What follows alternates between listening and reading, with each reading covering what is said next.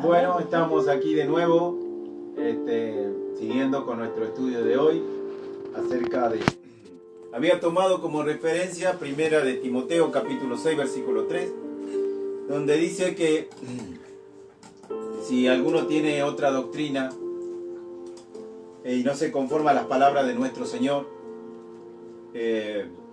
bueno, y una de las cosas que particularmente estoy viendo, digamos, estos días, es que la mayoría de las iglesias evangélicas, en este caso, no digo la católica porque yo no estoy en el círculo católico, pero ya sabemos que el catolicismo está totalmente desviado de la doctrina de la Escritura.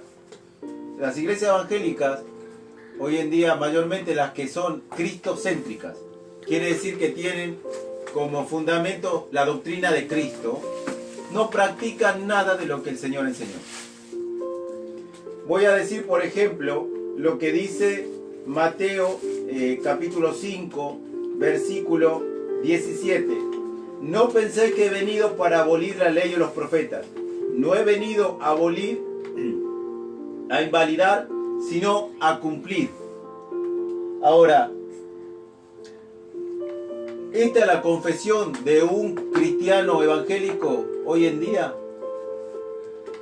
El maestro dice que él no ha venido a abolir la ley ni los profetas. En otras versiones dice, ni se te venga a la cabeza tal cosa.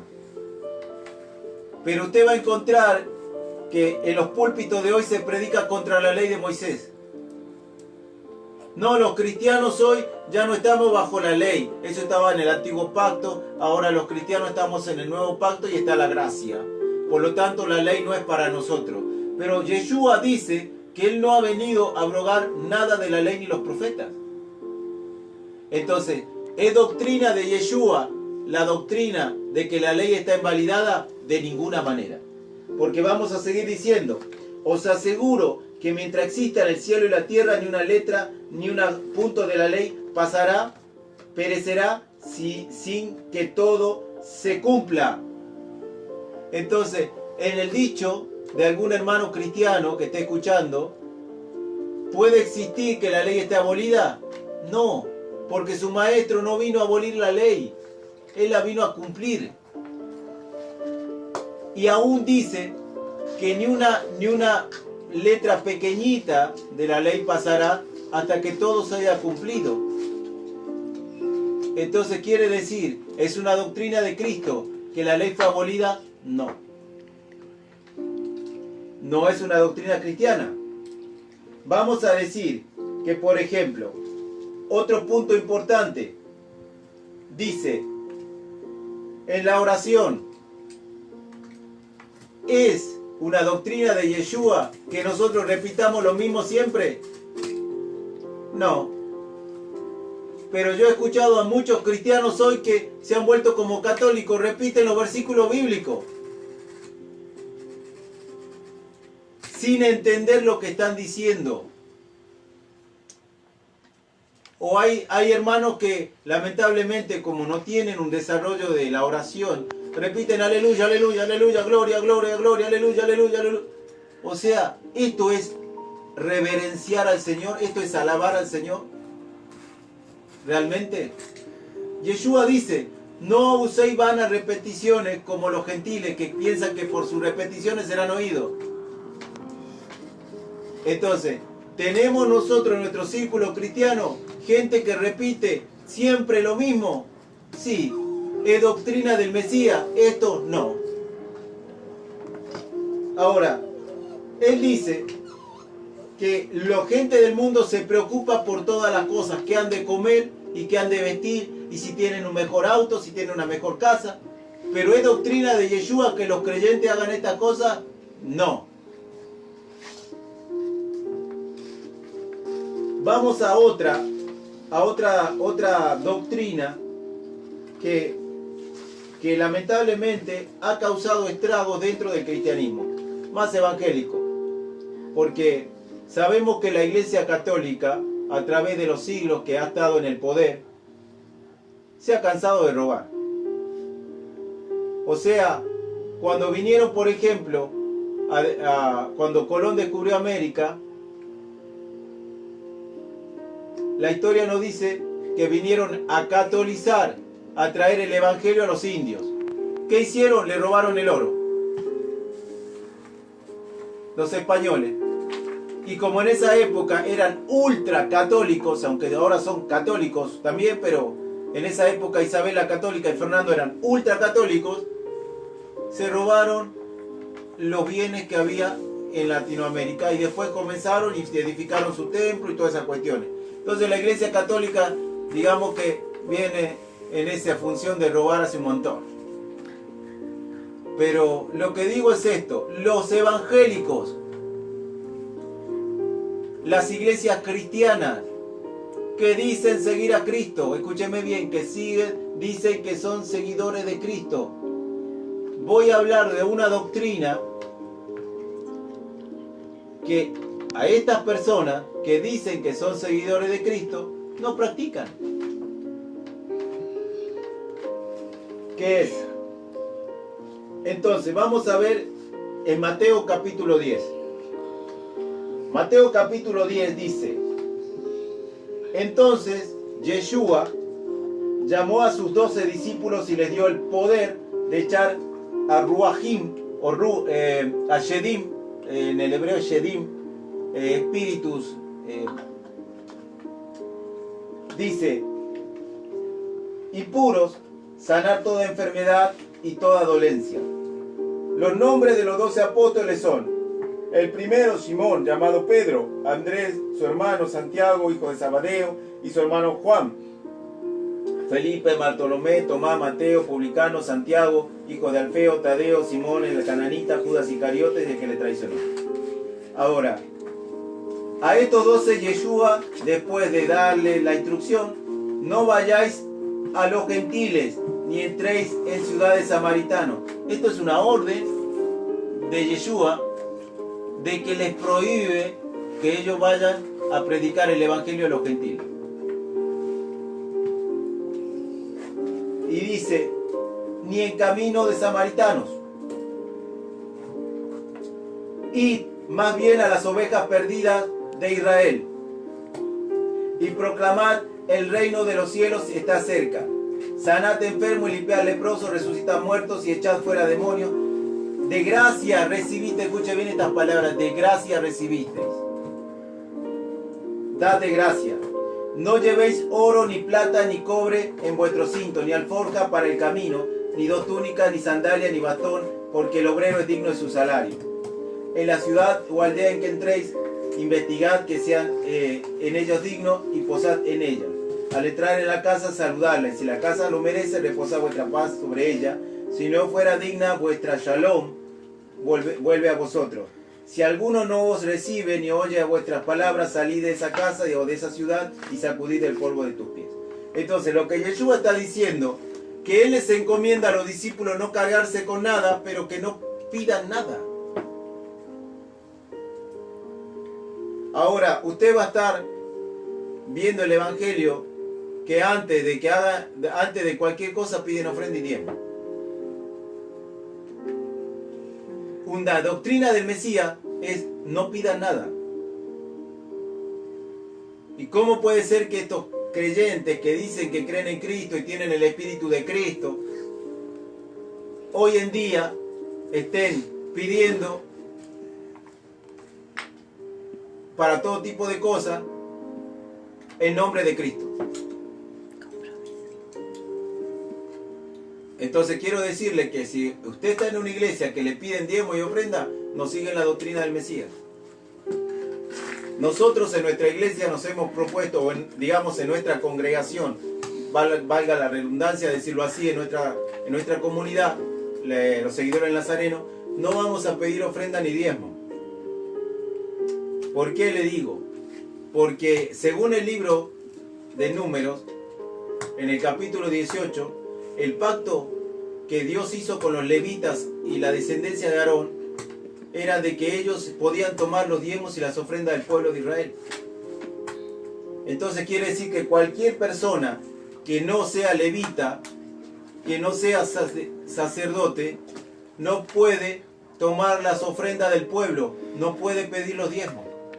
Por eso cuando nosotros vemos la tarea de los discípulos, no era que vayan a las aldeas y pidan los diezmos, como hacen los pastores que ponen una iglesia y ya automáticamente piden los diezmos y las ofrendas. Yeshua le dice, no pidan nada a nadie, no lleven 2 túnicas, no lleven esto. Y usted me dirá, no hermano, pero eso fue en el siglo de Yeshua, eso del siglo de... ahora no, ahora nosotros necesitamos pagar esto, pagar lo otro. Sí, pero ustedes están mezclando las cosas. Están quebrantando la palabra del Señor. Porque el Señor no le mandó a sus discípulos que le pidan a la gente y menos al pobre, al que no tiene. Por eso vemos que las iglesias evangélicas, el 60 o 70% sufre y padece este tipo de maltrato de que los pastores le piden los diezmos y las ofrendas. Cuando no es un tema bíblico. Ninguno de los discípulos tomó ofrenda o diezmo. No, pero usted me dirá, pero hermano, Pablo dice en 2 de Corintios capítulo 9, dice que Dios ama y bendice al dador alegre. Perfecto. Pero lo que dice la Escritura es que Pablo pedía colaboración de las iglesias que estaban fuera de Jerusalén para paliar el hambre que había en Judea por el año 42 hasta el 50, en la época de Claudio. Entonces quiere decir que Pablo no podía pedir las ofrendas y los diezmos porque Pablo no era levita. Pablo venía de la tribu de Benjamín. Y el templo estaba en pie. Y Pablo tenía, otra de las cuestiones, es que no existe un diezmo en la Biblia, existen 3 diezmos.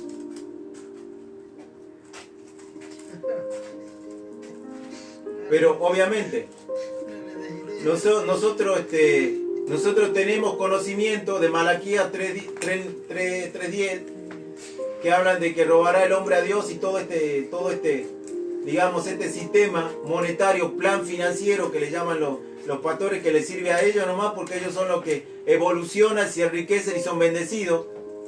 Porque el 90% de las personas que van a una iglesia jamás prosperan. Ahora, ¿es voluntad de Dios que solamente el pastor prospere? No. Lo que pasa es que tenemos estas doctrinas que aparentan ser bíblicas, pero en realidad te están contradiciendo la Escritura. Y como hoy yo comentaba en la enseñanza de hoy que hubo en la iglesia, que Dios, que el Todopoderoso, hablaba de que hay que hacer todo lo que Él nos manda. No hay que hacer las cosas a medias. O por ejemplo, o guardar una cosa y otra no hacer. Que ese es el problema. Cuando nos conviene somos bien apostólicos para condenar a una persona que no dice que tiene otra doctrina. Pero cuando vamos a la práctica, decimos no, los apóstoles eran judíos, eso para los judíos, y nosotros somos una iglesia gentil. Es una idiotez lo que dicen. Como por ejemplo, he escuchado a gente decir de su propia boca, hermano, nosotros no somos judíos, nosotros no somos israelitas, nosotros somos una iglesia gentil. Pero cuando usted le pregunta, ¿cuál es el gran mandamiento, hermano? Shema Israel, escucha Israel, el Señor nuestro Dios, el Señor es uno. Pero vos no sos Israel. Entonces, hasta ese punto hemos llegado hoy. O sos Israel o no sos Israel. Si sos Israel, podés levantar tus manos como el judío y decir, oye Israel, el Señor nuestro Dios, el Señor es uno. Pero si no sos Israel, ¿por qué te vas a autodenominar? Escucha Israel, escucha. ¿Qué le está diciendo a un israelita o te está diciendo vos? Pero por eso digo, cuando nos conviene somos apostólicos. Pero cuando usted le dice a esta gente, Mire que los apóstoles no comían cerdo. ¿Por qué? Porque ellos tenían, le voy a citar el texto de Levítico, dice, en el versículo, vamos a leer del versículo, el Señor dijo a Moisés y a Aarón, dile a los israelitas, de los animales terrestres estos podéis comer, y podéis comer cualquier animal rumiante de pezuña hendida, pero de los que no rumean y de los que tienen pezuña hendida, no comeréis el camello, porque rumea pero no tiene pezuña hendida, lo tendréis por impuro, ni el tejón, porque rumea pero no tiene pezuña hendida, lo tendréis por impuro, ni la liebre, porque parece que rumea, pero no tiene pezuña hendida, la tendréis por impura. Ni el cerdo, porque tiene pezuñas hendidas, pero no rumea, lo tendréis por impuro. Entonces, no, me va a decir, no hermano, lo que pasa es que eso estaba en la ley, eso era para el pueblo, pero era parte de la santificación del pueblo. Porque después va a terminar, porque yo soy santo, vosotros también seréis una nación santa. Quiere decir que lo que usted come también lo santifica. ¿Entiende lo que digo? Usted no me puede hablar de decir, no me puede decir a mí que usted va a ser un santo si usted no se santifica a través de los mandamientos. Eso no existe en la Biblia. Es como una... Por eso le digo, cuando nosotros analizamos el tema de las iglesias de hoy, del sistema evangélico, no digo a una iglesia puntual, digo el sistema evangélico. En la Biblia no existe el oficio de pastor sin oveja. En la Biblia no existe el oficio de anciano si no tiene pueblo. Porque Pablo, cuando dice en Hechos capítulo 20, le habló a los ancianos de la congregación y le dijo, el Señor os ha puesto como los vigilantes del pueblo. Pero ellos tenían pueblo. Ahora existen pastores que no tienen oveja. ¿Cómo pueden ser pastores? Entonces, ¿cómo puede ser que dentro del marco escritural esto no existe? Es como el tema de la pastora. En el tema escritural no existe la mujer que es pastora. En el marco escritural no existe una mujer con el ministerio de profeta. Pero en el mundo evangélico de hoy existen este tipo de cosas. ¿Por qué? Porque se han ido de la palabra. Dicen que creen en la Biblia, que creen en lo que está escrito, pero no la practican. Por ejemplo, la doctrina de Yeshua. Vamos a ver que Yeshua dice, no seáis como los gentiles, y tenemos una iglesia de gentiles que come cerdo, que se preocupa por las cosas de la vida, más que de las cosas de la iglesia, que tiene cargo jerárquico. Otra de las cosas, cuando Yeshua dice, vosotros todos sois mis discípulos. Cuando estaba la pelea de los discípulos, ¿quién será el mayor en el reino? Y Yeshua le dice, ustedes solamente tienen un maestro, y todos ustedes son hermanos y discípulos. ¿De dónde salieron todos los cargos estos que hay en las iglesias hoy? De apóstol, de obispo, de todos estos cargos que es como una pirámide. Desde arriba, presidente, vicepresidente, tesorero, papá y papá. Dígame, ¿de dónde salió eso en la Biblia? De la doctrina de Cristo no, porque Cristo dice que todos somos hermanos, todos somos sus discípulos. Él solamente está arriba de todos. ¿Entiende lo que digo? Por eso existen tantos problemas hoy en día cuando uno va a lo que dice la Biblia y a lo que le están diciendo en el púlpito. Porque no le están diciendo la verdad. No le están diciendo las cosas como son. Y voy a volver, por ejemplo, al texto de segunda de Juan. ¿Por qué? Vamos a entender, la palabra doctrina viene de una palabra griega que se llama diateke, que puede significar enseñanza, tradición o regla, algo que se transmite. Entonces, nosotros vamos a ver que Juan está diciendo, para ponerlo en su contexto, es Yohanan, en la forma hebrea, en la forma que él, como se lo conoció entre su pueblo, Yohanan. Dice, porque muchos engañadores han salido en el mundo que no confiesan que Yeshua ha venido en carne. El que hace esto es el engañador y el antimesías. Bueno, me voy a detener un segundo con este punto. Muchas de las personas creen que no decir Cristo en su vocabulario ya es anticristo. Otras personas dicen que el anticristo es una persona que niega a Jesús como el Mesías. Otros dicen que niegan la deidad de Jesús. Es un anticristo. Quiere decir que están diciendo que si una persona dice que Jesús no es Dios, ya es un anticristo. Ahora, lo que Juan está diciendo acá, Yohanan está hablando, él dice que no confiesan que Yeshua ha venido en carne. Ahora, esta parte, la palabra carne en hebreo es basar. Y no tiene que ver simplemente con el hecho de lo que nosotros podemos tocar como carne, sino tiene que ver con el alma del hombre, todo el ser, toda la persona.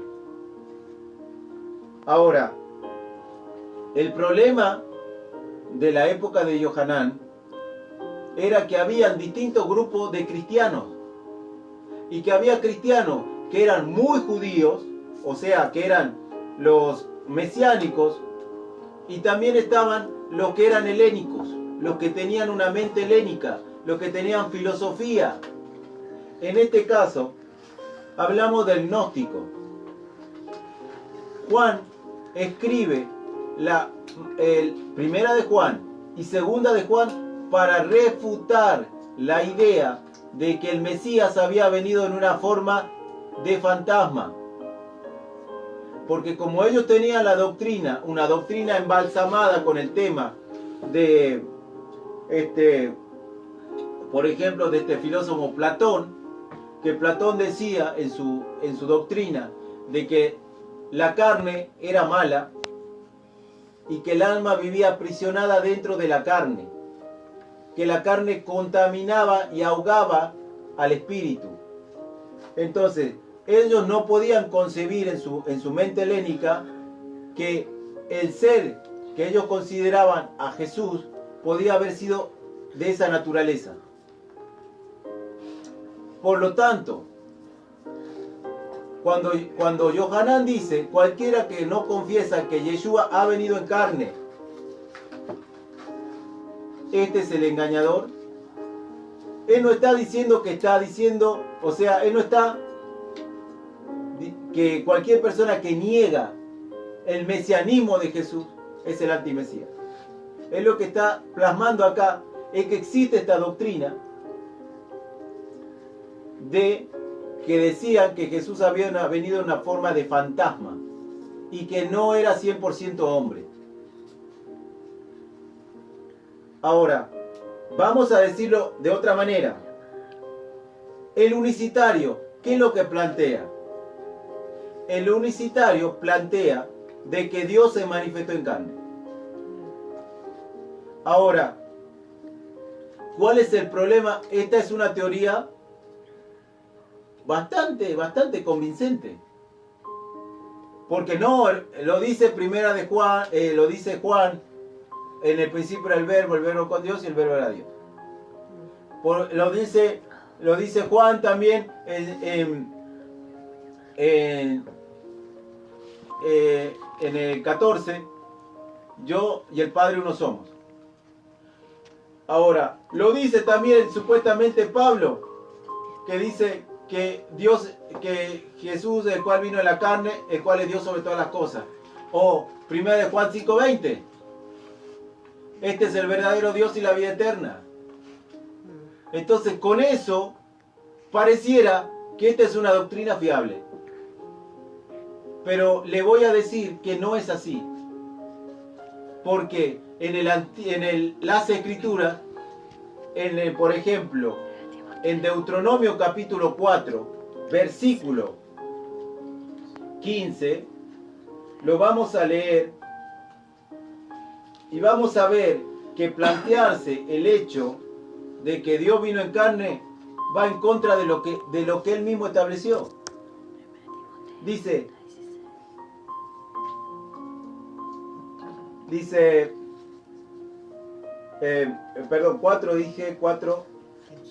4:15.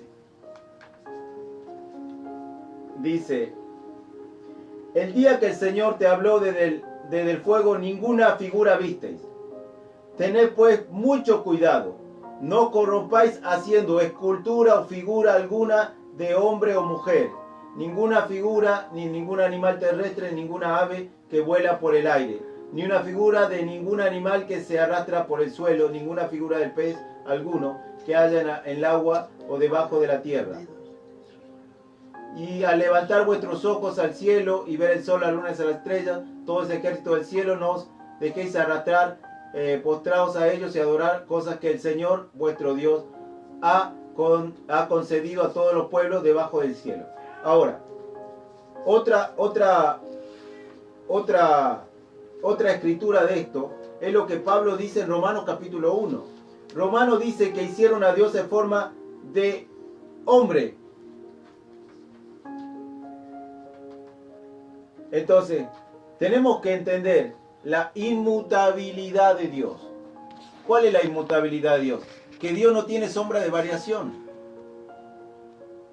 En Malaquías dice, porque yo el Señor no cambio. Él es el mismo ayer, hoy, por los siglos de los siglos. Si el Señor cambia y se hace un humano, ¿qué es lo que está haciendo? Está variando. Y Él dice en su palabra que Él no tiene sombra de variación, porque Él no necesita cambiar. Él es perfecto, Él es santo, 3 veces santo, Él es justo. Ahora, ¿cuál es el problema?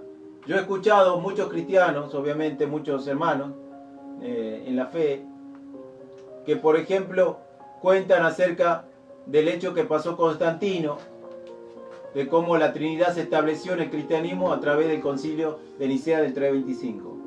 Pero lo que ellos no entienden o lo que no están viendo porque no lo quieren ver es que Constantino no solamente implementa la Trinidad allí en el 325, también la deidad de Jesucristo.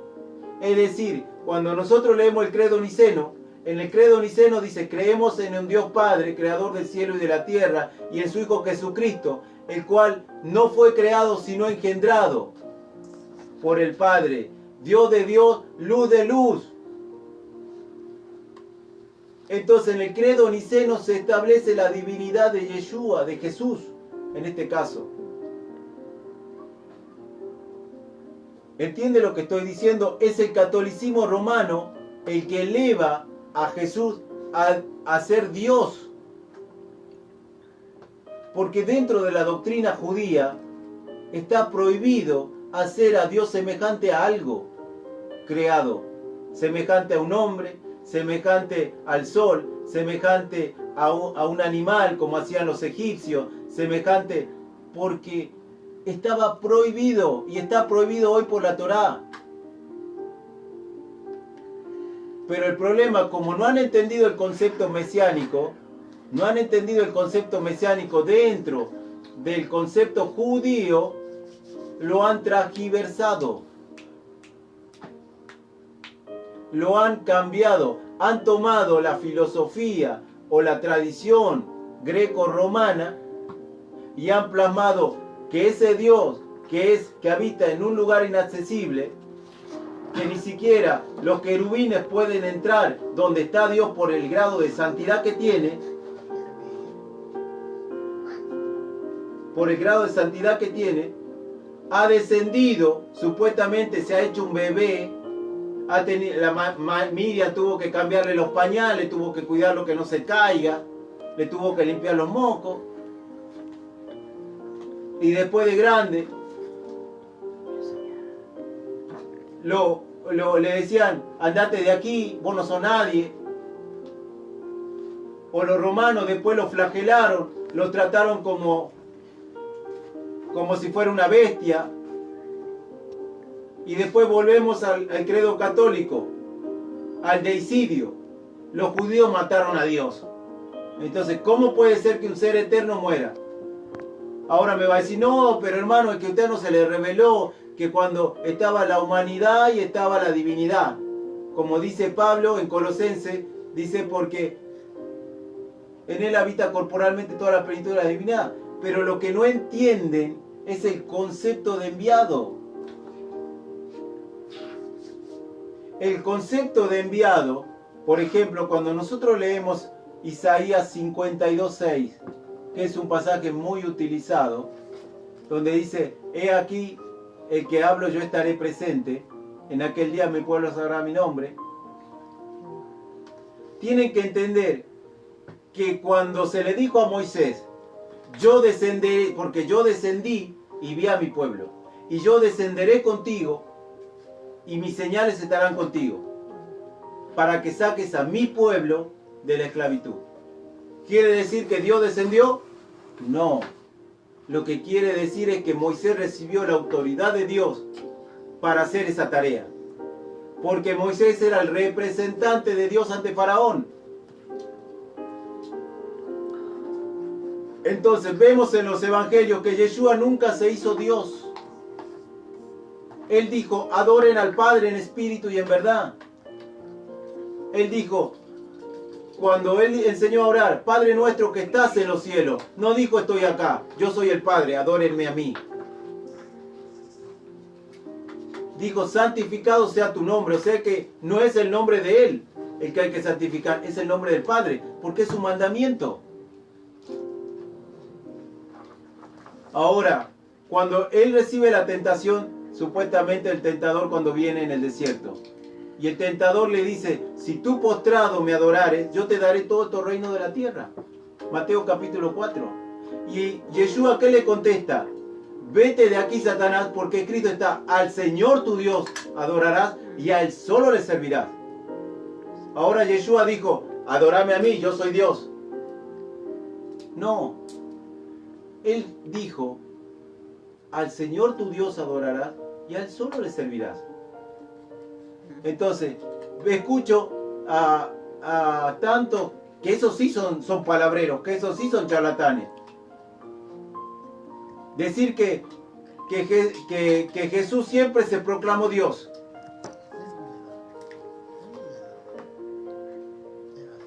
Cuando Él perdona pecado, le dice, porque el Hijo del Hombre, el Hijo de Adán, el Ben Adán, ha recibido autoridad para perdonar pecado. Si ha recibido, porque no la tenía.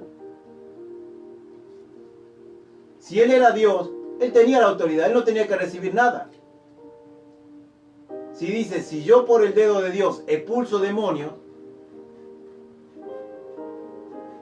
entonces, por el poder de Dios expulso demonios, quiere decir que Él, pues dice, Él por mí mismo yo nada hago. El Padre me da las obras que yo haga. ¿Cómo puede ser que nosotros tengamos hoy en día una doctrina que diga que el mismo Dios murió en la cruz? Pero son esas, por eso digo, este tipo de doctrinas o de enseñanzas que tienen que ver más con una teología, con una, digamos así, decirlo, con una comprensión, pero en la práctica no se puede realizar. No, pero hermano me va a decir, no, pero a usted ya lo está haciendo pequeñito a Dios.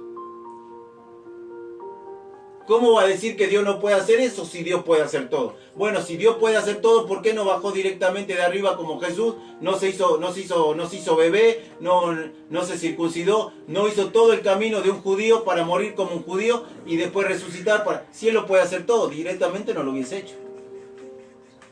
¿Por qué si Él podía perdonar al hombre de los pecados, por qué tuvo que morir en la cruz? Su siervo. Si Él es todopoderoso, hubiese dicho, a ver, yo le perdono los pecados y listo, se acabó. Total, yo tengo todo el poder, lo puedo hacer. Pero no, hermano mío. Lo que pasa es que Dios sujetó a la creación a ciertas reglas. El Espíritu Santo no engendra hombres.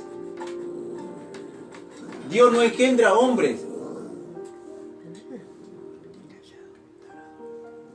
La Escritura lo que nos dice es que Dios formó al primer hombre del polvo de la tierra y sopló aliento de vida.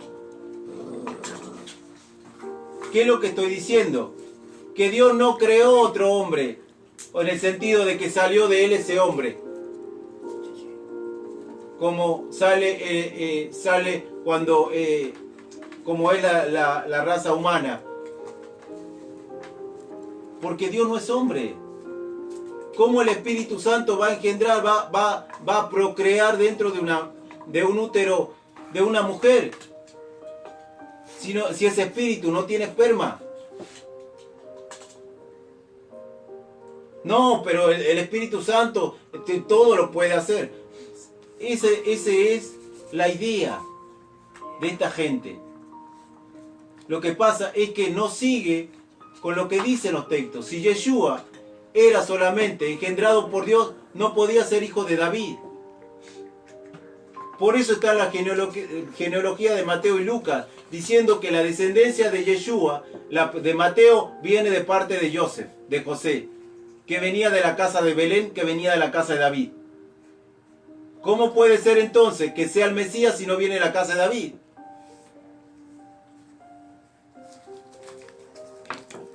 Esto un cristiano no lo puede explicar. ¿Cómo Pablo va a decir en Romanos capítulo 1, versículo 3, que Yeshua, que venía del linaje de David, conforme a las Escrituras, que venía del esperma de David, ¿cómo va a recibir el esperma ese del cielo? No, era hijo de José. Los evangelios dicen, ¿acaso no es del carpintero el hijo de José? ¿Acaso no están sus hermanos con nosotros aquí? ¿Y sus hermanas? Pero la doctrina unicitaria, en este caso, dice, Dios se manifestó en carne. Claro, pero no es una doctrina del unicitarismo, es del catolicismo romano, que adoptó del paganismo. Y hoy veneran a un hombre, a una imagen de un hombre, como Dios. Cuando a mí la Torá y los mandamientos me prohíben hacer este tipo de práctica. Yeshua es el Mesías, como dice, lo podemos leer Pedro en su discurso. Dice, porque Yeshua era un varón o un profeta, que Dios estaba con él, que hacía grandes milagros y señales, y que Dios le levantó de entre los muertos y lo hizo Señor y Cristo. Entonces, ¿qué es lo que quiere decir?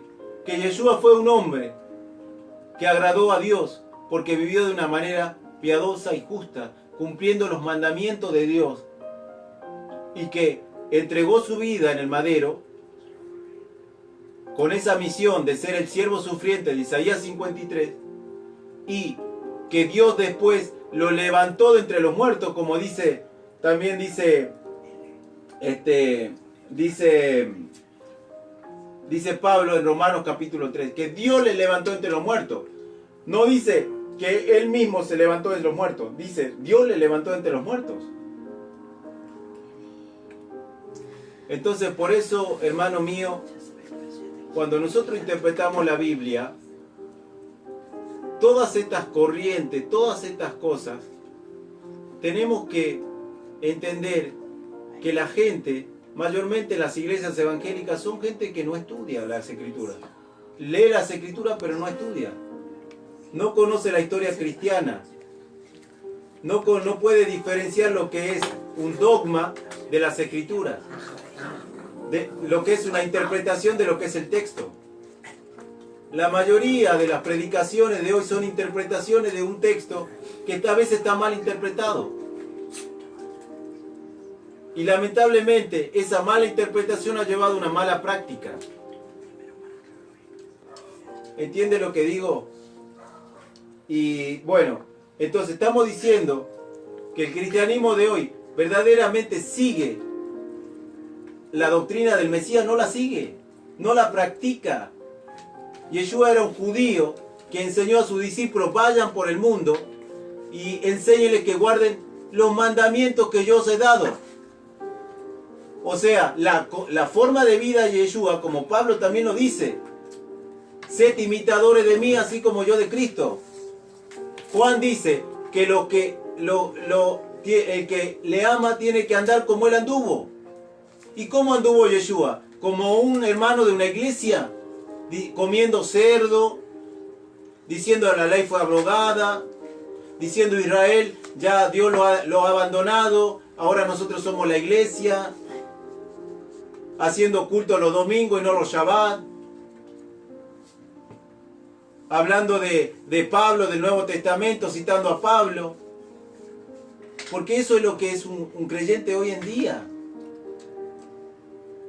Otro versículo que es muy controversial es el libro de Romanos capítulo 8. Si alguno no tiene el Espíritu de Cristo, no es de él. Pero digo esto: el que tiene el Espíritu de Cristo debe pensar como Cristo. Y Cristo y el Mesías en ninguna parte, él piensa que la ley de Dios fue abrogada. Él andaba y guardaba los mandamientos, porque si él quebrantaba un mandamiento, se descalificaba como Mesías. Algunos dicen: no, pero el Señor, viste que quebrantó el Shabbat. El Señor no quebrantó el Shabbat, porque si él quebrantaba el cuarto mandamiento, dice el cuarto mandamiento: cualquiera que quebrante el Shabbat morirá irremisiblemente. Entonces, ¿cómo puede ser que él va a quebrantar el Shabbat y va a seguir siendo el Mesías? Cuando él dice: yo he venido a hacer la voluntad de mi Padre.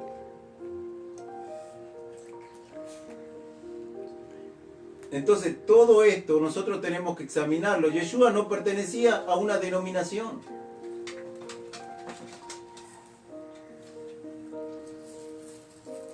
Yeshua iba a una sinagoga, tomaba en los libros, leía en hebreo, tenía una mente judía, no tenía una mente helénica, griega.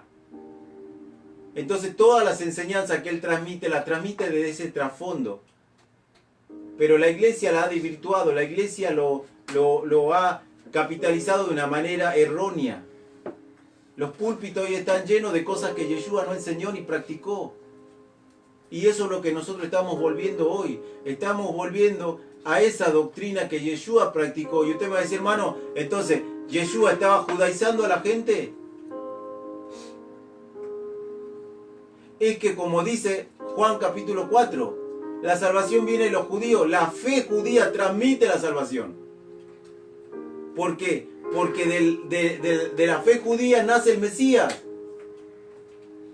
Nacen los pactos y las promesas, como dice en Romanos capítulo 9. ¿De quiénes son los patriarcas? Los pactos y las promesas.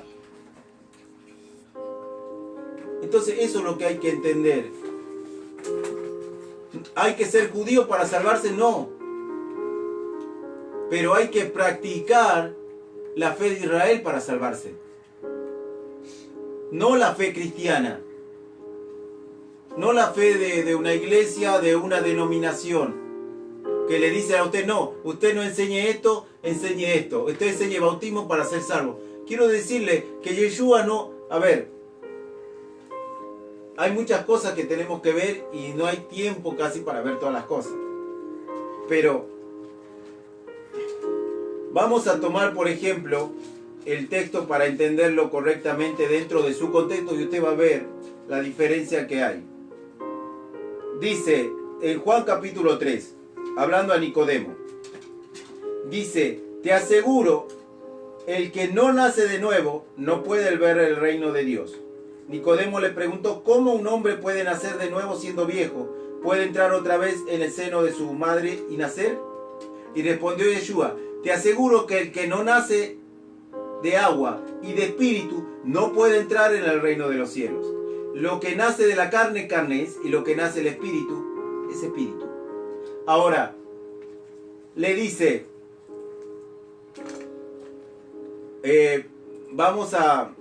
bueno, lo voy a leer todo. Y el viento sopla donde quiere y oye su sonido, pero no sabe de dónde viene ni a dónde va. Así todo el que nace del espíritu. Nicodemo preguntó, ¿cómo puede suceder esto? Y respondiendo Yeshua, ¿tú eres maestro de Israel y no lo sabes? Cuando Yeshua dice que es necesario nacer de nuevo, él está hablando de algo que estaba en los profetas. Ahora vamos a ver de lo que se estaba refiriendo Yeshua, y le dice a Nicodemo, si tú eres maestro de Israel y no estás sabiendo esto, estás fallando, porque de esto habló el profeta. Y vamos a ver lo que dice Ezequiel capítulo 36, versículo 26.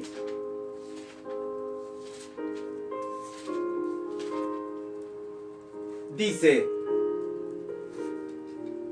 escuche lo que dice, del versículo 24, os tomaré de las naciones y os juntaré de toda la tierra y os traeré a vuestro país y esparciré sobre vosotros agua limpia y seréis limpiados de todas vuestras inmundicias y de todos vuestros ídolos y os daré un corazón nuevo y pondré un espíritu nuevo dentro de vosotros y quitaré de vuestra carne el corazón de piedra y os daré un corazón de carne.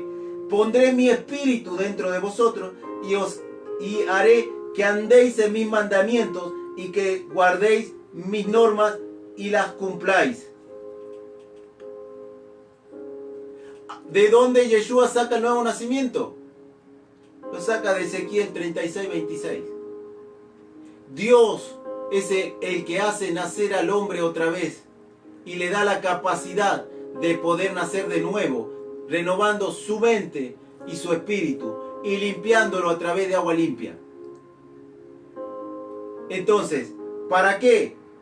Dice, y haré que anden en mis mandamientos y guarden mis normas y las cumplan. Ahora me dirá, hermano, pero a ver, hay algo que no cierra acá. Bueno, vamos a ver. Yeshua dice que hay que entrar, hay que hacer esto, nacer de nuevo para entrar en el reino. Ahora vamos a hacer una comparación con este texto. Entonces un joven se acercó a Yeshua y le dijo y le preguntó, Maestro bueno, ¿qué bien haré para tener la vida eterna? Y Yeshua respondió, porque me preguntáis acerca de lo que es bueno, solo uno es bueno. Si quieres entrar en la vida, guarda los mandamientos. Ahí está. O sea, si yo tengo un corazón incircunciso, no quiero guardar los mandamientos de Dios, soy rebelde, no puedo entrar al reino de los cielos. En este caso, el reino de Dios. Entonces, Yeshua le está diciendo a Nicodemo, tú debías saber esto, que estaba profetizado a través de Ezequiel, de que llegaría el tiempo donde Dios obraría con poder, cambiaría al hombre mismo, porque el hombre, dice Nicodemo, ¿cómo puede un hombre nacer de nuevo? ¿Acaso puede entrar en el vientre de su madre otra vez y hacerse pequeño y volver a nacer? Esto es imposible. Pero Yeshua le dice que hay un nacimiento que estaba profetizado de que Dios mismo intervendría y se adjudicaría ese nuevo nacimiento y cambiaría el nombre para que el hombre pudiera andar en sus mandamientos. Ahora yo no sé cómo puede ser que haya personas que se autodigan que están llenos del Espíritu Santo y cuando vos le hablas de los mandamientos parece que le hablas del diablo. Cuando ellos tienen que, si están llenos del Espíritu Santo, si cumplen esta profecía, ¿cuál es la función del Espíritu Santo? Hacer que el hombre obedezca los mandamientos de Dios. No que lo rechace, que lo obedezca. Entonces, hay muchos que andan ofreciendo que lo va a llevar al cielo. Pero, si dicen que la ley de Moisés pasó, ¿cómo van a entrar? Si Yeshua mismo dice, tenés que guardar los mandamientos para entrar a la vida eterna. Entonces por eso, hermano, le digo, hoy en día, en la mayoría de las iglesias no guardan lo que Jesús dijo y enseñó. Otro de los pasajes muy controversiales en este caso, pero vamos a ir a Pablo, para que vean que tampoco respetan lo que Pablo dice. No, hermano, nosotros creemos lo que Pablo dijo porque Pablo es el apóstol de los gentiles. Es el apóstol de los gentiles y después de la muerte de Jesús vino la gracia y ahora todos somos perdonados por la gracia y vivimos en el reino de la gracia, o mejor dicho, vivimos en el reino del viva la pepa. Yo le voy a hacer referencia a algo que enseñó Pablo, que tampoco se cumple dentro de la iglesia. Y Pablo predicó en el tiempo de la gracia. Y él habló de la gracia. Y para Pablo no existía este concepto de la gracia del siglo XXI. Dice, palabra fiel, o sea, si alguno aspira el cargo de obispo, buena obra desea. A ver, no sé cuánto tiempo tengo. 10, bueno. La palabra obispo se traduce de una palabra griega llamada opiskopos. Y opiskopos se traduce en alguna Biblia como presbítero. En su función tiene la palabra de vigilante. O sea, un obispo es uno que vigila. Ahora, en el mundo hebreo existían los ancianos, que Pablo los menciona acá en Timoteo. Dice, los ancianos que se dedican a la enseñanza sean tenidos como doble honor, porque se dedican a la enseñanza. Entonces, decimos así, en esta Biblia dice si alguno, en otra Biblia dice el principado, en esta dice obispo. Pero quiero decirle que obispo era una palabra general. Es decir, que en una comunidad de creyentes, a los ancianos, a todos los ancianos se le podía utilizar la palabra de obispos. Cosa que también hoy en día se ha mal utilizado, como por ejemplo apóstol. Uno cree que cuando uno va escalando título es más grande, o sea, en este caso un obispo es más grande que un pastor. Pero la palabra obispo generalmente es utilizada como pastor también, porque es la función de vigilar. ¿Qué hace un pastor? Vigila a las ovejas. Pero la carencia de contexto o del conocimiento de las palabras detrás de su significado es lo que trae confusión. Entonces dice, es necesario que el obispo sea irreprensible, esposo de una sola mujer, sobrio y prudente, decoroso y hospedador, apto para enseñar, no dado al vino, ni violento, sino amable, conciliador, no codicioso del dinero, que gobierne bien su casa, que tenga a sus hijos en sujeción y con toda dignidad. Porque el que no sabe gobernar su propia casa, ¿cómo cuidaría de la iglesia del Dios vivo? Pregunto, en este mundo evangélico que hoy tenemos, ¿de cuántos que se autoproclaman pastores pueden ser intachables? No, hermano, ese es nuestro pasado. No, hermano, bueno, yo he tenido 5 mujeres, me he juntado, me he separado, tengo 5 hijos acá, 3 hijos acá, 3 hijos acá, pero ahora el Señor me cambió la vida y bueno, y ahora soy un pastor. Pero quiero decirle, hermano, que en la gracia Pablo no se lo permite.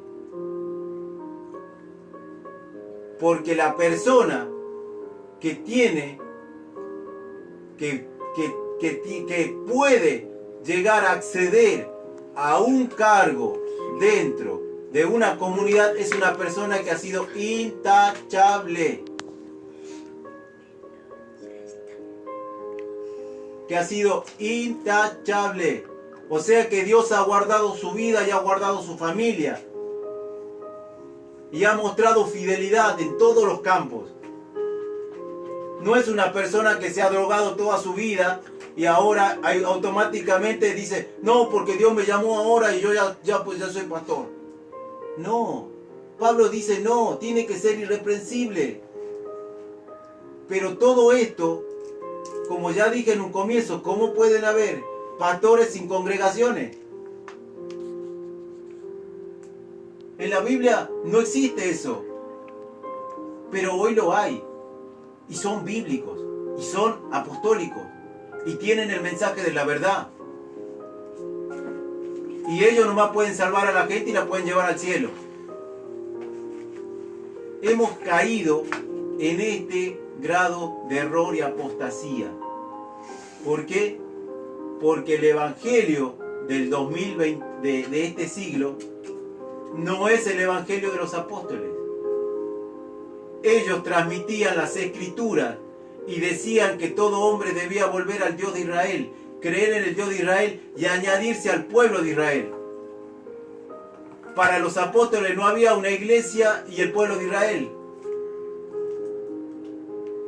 Y otra de las cosas, y con esto quiero terminar, que ya se me cumplió el tiempo. La palabra iglesia es una palabra griega, que casi no se deformó en el castellano, que en el griego es eclesía. Y eclesía, dentro de su contexto, se traducía como los que salen afuera o los que se reúnen para una función política. Eso era una eclesía. Ahora, la palabra hebrea que está en el trasfondo de esto es Keilah, comunidad o asamblea, o Cajal en el arameo. Y estas dos palabras se aplican a Israel. Quiere decir que en el contexto de la escritura no existe una iglesia gentil.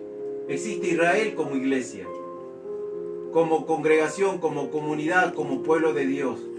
Y que los gentiles en el primer siglo venían a la asamblea y se volvían al Dios de Israel y aceptaban la fe de Israel y se congregaban en Shabbat y vivían una vida piadosa, justa, como Dios mandaba. Entonces, como estamos haciendo nosotros hoy, estamos volviendo de todos estos errores, de todas estas confusiones que tienen. Yo puedo decir hoy, Shema Israel, Adonai Eloheinu, Adonai Echad, porque tengo la fe de Israel. Porque tengo la fe de Israel. No declaro que, no, yo soy un gentil y yo soy la iglesia, pero no soy Israel, no soy judío. Yo no declaro eso. Yo declaro que he creído en el Dios de Israel. Y que creo en la fe de Israel. Entonces, puedo decir eso. Pero existe toda esta controversia, hermanos, dentro de este mundo. Quiera Dios que usted que me está escuchando pueda analizar los textos, pero no desde el lado que siempre le muestran, sino desde el lado contextual. Ver que la iglesia o la comunidad primitiva, seguidores del Nazareno, eran judíos. Y vivían y murieron por judíos, por las persecuciones romanas. Ellos no cambiaron de fe. Ellos solamente creyeron que Yeshua era el Mesías de Israel. Nosotros hoy creemos que Yeshua es el Mesías de Israel, que es el siervo de Isaías 53. No somos anticristo, porque un anticristo es alguien que se pone en lugar del Mesías y gobierna supuestamente al pueblo de Dios haciéndose pasar por el Mesías. Nosotros no gobernamos, yo no gobierno a la iglesia, porque el siervo de Dios no está para gobernar la iglesia, está para pastorear la iglesia, y es otra cosa. El único que gobierna la congregación, que es la cabeza de la congregación, como dice Pablo en Efesios capítulo 5, que el Mesías es la cabeza de la iglesia. Así que en esta noche damos gracias al Todopoderoso por esta enseñanza que tuvimos hoy. Es muy interesante todo analizarlo de esta manera, verlo de la Biblia, de su contexto, y así nosotros podemos entender mayormente de dónde parten las doctrinas.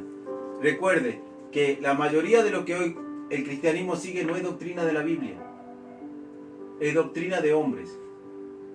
No es lo que Yeshua enseñó, no es lo que Pablo enseñó.